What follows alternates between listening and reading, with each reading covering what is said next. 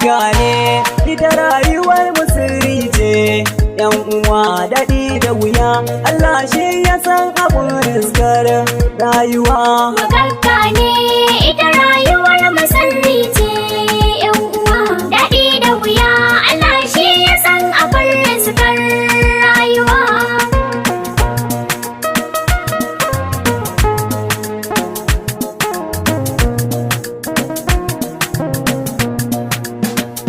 Abun bauta Allah kai ka san bukatar mu, yan uwa da niyyar mu a rayuwa da burin mu.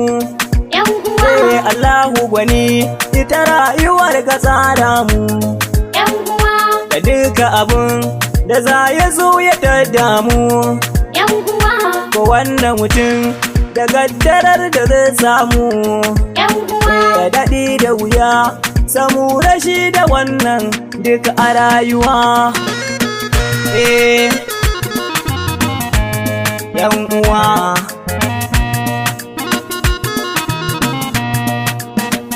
wani adam mutum zo ga bayaninka, yan uwa ka saurara ka ji ni zan batu kanka.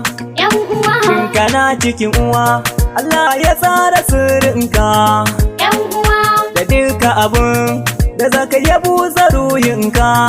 yan uwa Talauci da arziki cikinsu ɗaya zai riske ka, yan uwa kwarai haka ne tiran gini tiran zane rayuwa. Rayuwa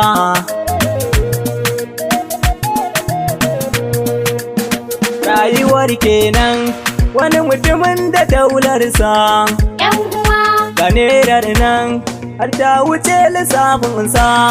yan Kuma uwa ga gidaje nan wata kala-kala gunsa, yan uwa abinci kuwa abunsa har yana yinsa.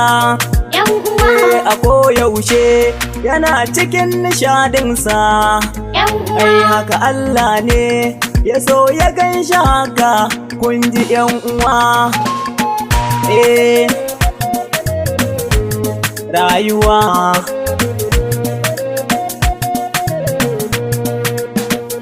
akwai talaka rayuwar sababin ce, yan uwa a koyaushe me ma yake ko zai dace. yan uwa Abincin da zai ci babu gare shi yunwa ce, yan uwa wani bai da gida aya yake a dokance. yan uwa Sana'ar ma zai sai dai ya yorance, yan uwa inda ka zin cikin ka gago da Allah ka ji dan uwa. Ka ji dan uwa.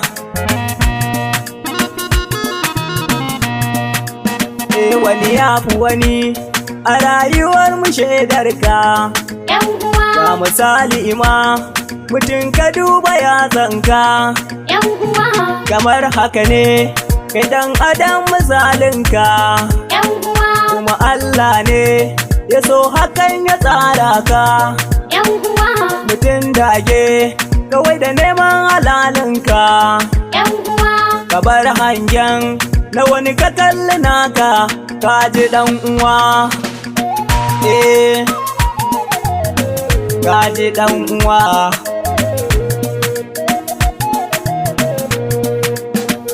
Mutum kenan wasu musulmanta Allah ne, yan uwa yake yin komai samu rashi na Allah ne.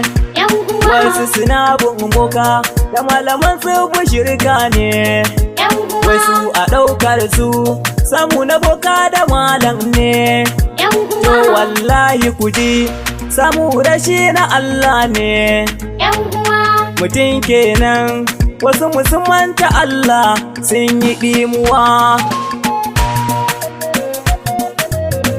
Sun yi ɗimuwa.